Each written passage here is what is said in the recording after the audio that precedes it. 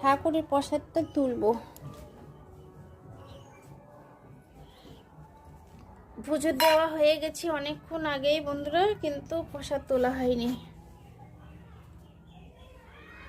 প্রসাদগুলো তুলবো আর সব ধুয়ে মেজে রেখে দেবো।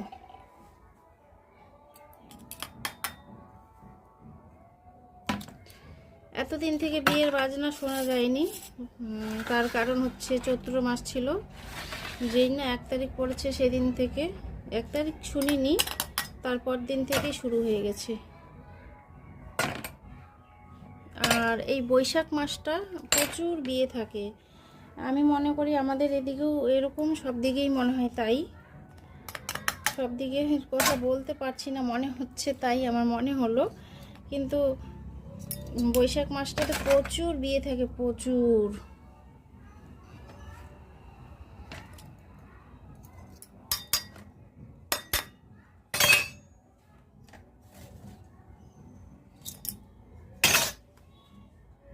এখন তো কি বলবো, এই যে রসালো ফলের দিন, তো সব জায়গায় সব ঠাকুরের ভিডিওতে শুনি যে যখন যেই ফলের সিজন তখন সেই ফল দিয়ে পুজো দিতে হয়। তো এখন আঙ্গুর ফল, তারপরে হচ্ছে তোমার কি বলে খরমুঞ্জা, আর কি হচ্ছে এখন আম কাঁঠাল হবে। তো আগের মতো আবার মানে ওই যে এখন তো কি মানে সব জিনিস সবসময় পাওয়া যায়, যেরকম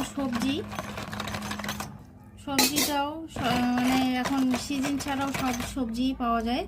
তো অনেক ভিডিওতেই শুনি মানে এই বিষয়গুলোর যে ভিডিও দেয়, যখন বলে ওরা যে যখন যেই সিজন, যেই ফলের সিজন তখন সেই ফল খেতে হয়, আর একটু হলেও খেতে হয়। যখন যেই সবজি সেই সবজিটাকেই খেতে হয়, সিজন ছাড়া সবজি খাবে না, কখনো খাবে না। সেগুলো তো হচ্ছে বীজ দিয়ে সবজিগুলোকে মানে ফলানো হয়, আর বীজ দিয়ে বড় করানো হয়, বীজ ছাড়া হয় না।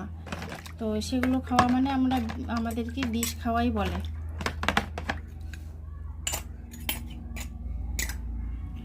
হয়ে গেল আমার প্রসাদ তুলো, এই যে আজকের প্রসাদ। তো প্রসাদ তো কাউকে দিতে পারছি না, কিন্তু এই যে আমার প্রসাদ নিবেদন, প্রসাদগুলো তোমরা একটু চোখে দেখো, চোখে দেখলেই সবাই প্রসাদ পেয়ে যাবে। যেরকম বলে ভোগ দেখলে ভোগ দুর্ভোগ কাটে, সেরকম এই প্রসাদগুলো দেখলেই তোমরা পেয়ে যাবে।